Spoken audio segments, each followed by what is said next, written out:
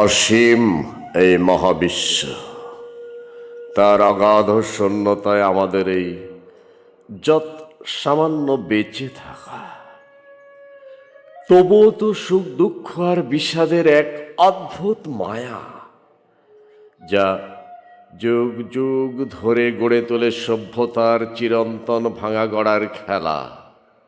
আমাদের এই মায়ার সংসার যেন সারিবদ্ধ ছোট ছোট দিশলাইয়ের বাক্সের মতো ঘর, কোনো জানালায় টিমটিমে আলো, কোনোটা আবার গভীর আধারে মগ্ন। প্রতিদিনের ক্লান্তি আর প্রতি রাতের মন খারাপের ভিড়ে তবুও হঠাৎ এক মুহূর্তের জন্য দুলে ওঠে স্বপ্নের পৃথিবী।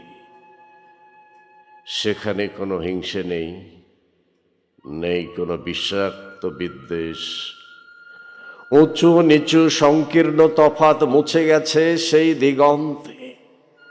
আছে শুধু ক্লান্তিহীন হেঁটে চলা এক সম্প্রীতির পথ।